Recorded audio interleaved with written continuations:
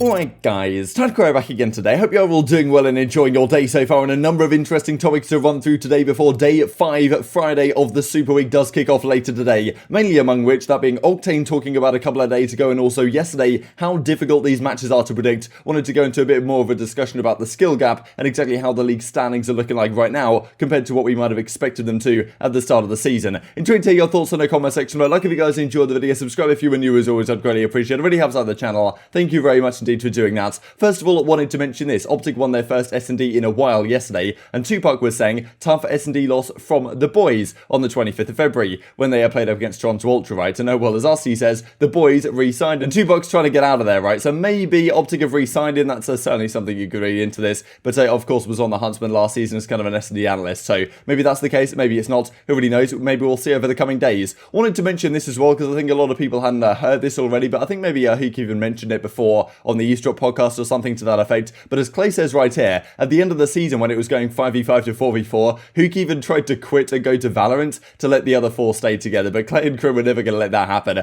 So well, Clay ends up leaving to the subliners, and of course as it's worked out, it seems to be in a pretty good spot, and they are going to be playing up against each other later today in what is going to be one of the best series, or one of the most exciting series, one of the spiciest series we have seen in quite a long time in Call of Duty, I do believe, and it should be a close one at that. Neptune also says yesterday GG's FaZe lost 3-1, absolutely blended on this internet right now, so I'm not exactly sure what's going on here with the internet situation that Neptune was supposedly having. On the other side, we noticed that Arcitys wasn't having the greatest series. Double negative in one of the hard points, double negative in the control. As he says here, 1-3-1 anyway, controller issues had me down bad, so apparently some sort of controller issues. He says right here, lost so much full today, should have known I had a delay on when Gunless turned on me. So yeah, who really knows exactly what was happening here, but seemed like Arcitys wasn't having the greatest series, and they still win against a tough Mutineers squad, and I mean aBeZy and Simp especially just absolutely going off, right? And this is really where we get into the discussion to me about the skill gap, right? Because people are talking about, okay, it's impossible to predict this league, everything's just a coin flip, but at the end of the day, Simp's still there dropping a 1.2, so there must be some sort of skill gap in the game. That would at least be my take on it. So Octane says this, deadass coin flip every series this entire year, this on the 23rd of February. So certainly there were some upsets, right? Paris Legion 3-0ing Florida Mutineers, that wasn't something we were expecting to see. Many other matchups as well, going the distance or going to in a way that we didn't necessarily expect. OpTic yesterday losing, a hard point to Los Angeles Grillers wasn't exactly expected, but at the same time they did win the series, and this league is very competitive, right? We've got to say, right, that we've got 12 teams in the league, 48 of the best players in the world. Definitely, I suppose you could argue that the fat was trimmed off last year, which is maybe the case to some teams, certainly not for others, but the league is just so competitive now, right? Obviously these series are going to be close. We're not expecting too many blowouts apart from, well, subliners against seem to be whoever they play. They're just going to absolutely wipe them off the face of the earth. Clayster trying to speed run the league at the present time, and well, this discussion from Slasher we'll get onto in a second. Then he tweets this out yesterday as well. Good luck predicting a single series this year. And well, he drops a dot when LAG win the first map up against OpTic. Mentality mate, kind of world stars Octane right here. Seattle to lose is usually pretty easy. And we'll look at the standings for the league. And well, I would argue that they're pretty much what we'd expect coming into the season. And we're only a few days into the league. So to me, some of the series have certainly been upsets, right? And they've gone the distance where maybe we didn't expect them to, or a team has won that we didn't expect them to. But sometimes teams are just better than other teams, right? But most of the matches have still gone relatively as expected. I'm not so sure I buy this whole idea that every map's a coin flip and the series is just completely unpredictable. But maybe there are some reasons that we've kind of seen this as well. Lion says, do you think it's a skill gap, the online stuff, how stacked the league is at the present time? Simp replied to this to say kind of all three. But Slasher says, look, it's online, it's too easy to shoot the weapons. M4 and 74U are both OP, like they're both laser beams, which I do agree with. I wish they did have some more recoil. Like back in the day, the PPS-8, for example, in World War II, it actually had some recoil, right? It did just go straight up, but you had to control something. Whereas in the 74U, it just doesn't do anything. It's just a complete laser beam. And Slasher also says slide cancelling, snaking movements, etc., maybe reducing the skill gap to a degree. Every year the competition does get stronger as well. So yeah, kind of discussing what reasons why some of these series seem to be relatively difficult to predict. But as we'll see in a second right here, a lot of the time everything does kind of go as planned. And honestly, on a small sample size of the series that we've had so far, you're expecting some upsets certainly, right? Like Paris to beat Florida Mutineers, for example, that was a 3-0 fashion. Who knows how often they do that, right? Paris seem like the better team. Maybe they are, well, the better team. That's very possible. We'll see tonight against Toronto how they fare in that matchup. But at the same time, you could say, okay, well, that was like a 20% situation or a 15% situation that if you run that series 100 times, that's only going to happen X amount of times. And because it's a small sample size,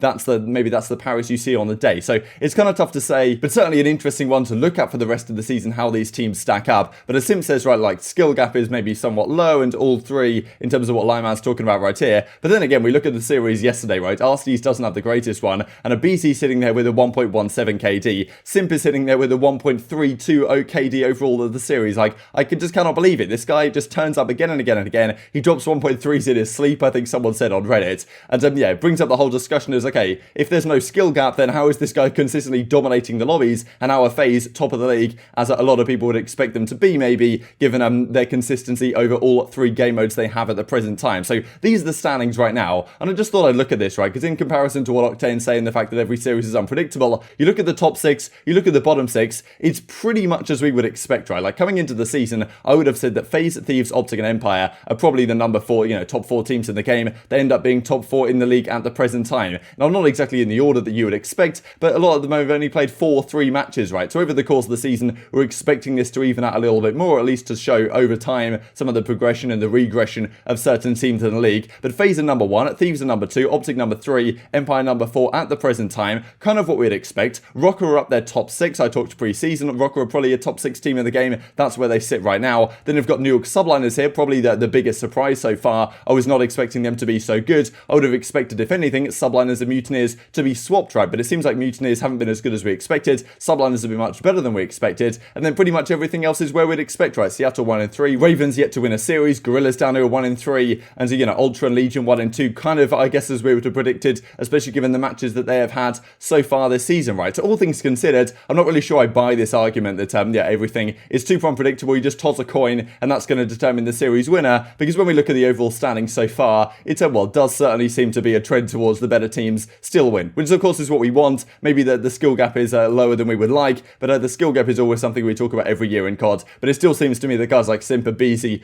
Huke, who are the other best players in the game right now? Dashy's absolutely killing it. Cammy deserves a mention. Asim deserves a mention. These types of players right here, they still seem to be dominating the league regardless, no matter what exactly is going on. Now, before we finish off the video, I wanted to talk about this that Frosty tweeted out yesterday. As soon as I saw this on the timeline, I was like, oh my god, here we go. So Nadeshot tweeted this out, another one down, million more to go. So he gets a nice tattoo on his arm right here. Frosty says, how many retweets for a tweet for you to get sex is temporary, gaming is forever, tatted on you, 100,000, bet. Well, this tweet now has 200,000 retweets. I went to bed, it maybe had 40, 50k or something in that ballpark. I wasn't expecting to wake up with it as this much, right? And okay, fair play. Nadeshot always loves taking advantage of these opportunities. You got to say fair play. I thought I mentioned that Crone retweeted this as well, as you can see right here, but he always takes advantage of this, so he knows, okay, he's gonna have to do this thing, whatever it is what it is. He says 1 million retweets in 24 hours. You pick where it goes on my body. So yeah, brilliant. So I guess it's a nice PR and marketing, I suppose, for 100 Thieves. That could also work at the same time. So I thought it was pretty interesting, given that Nadeshot's been around the COD scene, legend in the scene for such a long time. Thought I'd mention this because this was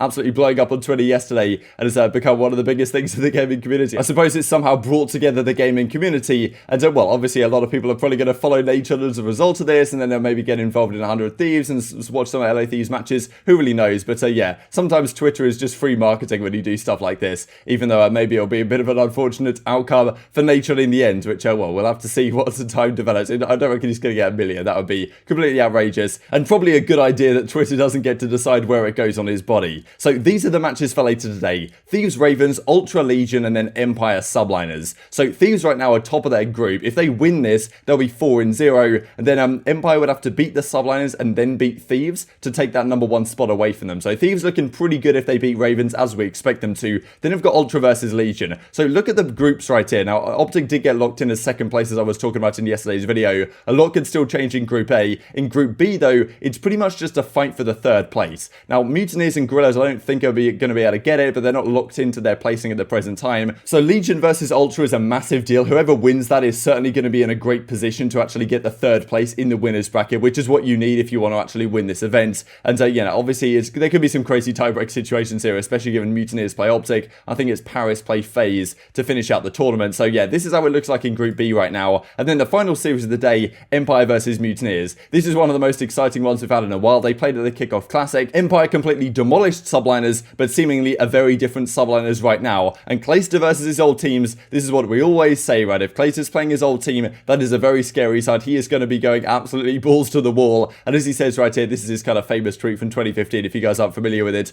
throw me to the wolves and I will come back leading the pack. So yeah, this is what Clayster tends to do. He goes into the wolves, he brings back some guys Seam, Diamond Con, and Mac, and well, he's going to maybe take down the Dallas Empire later today, and that of course would be a big series, right? Because if Dallas Empire get taken down here, Subliners move to 3-1, then well, they're in actually a very great position indeed to take something down in this group and well, get into the winners bracket. And OpTic at number 2 seed, they're going to be playing the number 3 seed from winners, and that number 3 seed, if well, it depends how this goes, but that may well be the Dallas Empire, right? That's probably not the series you want if you are OpTic Chicago at the present time. But intrigued to hear your thoughts on all this stuff in the comment section. But I hope you guys enjoyed the video. If you did enjoy it, I'd greatly appreciate a like on the video. It really helps out the YouTube because I know you enjoyed this content. Other people like you may enjoy this content as well, and I've grown the competitive Call of Duty community. Thank you for watching as always, take care, and I will see you next time.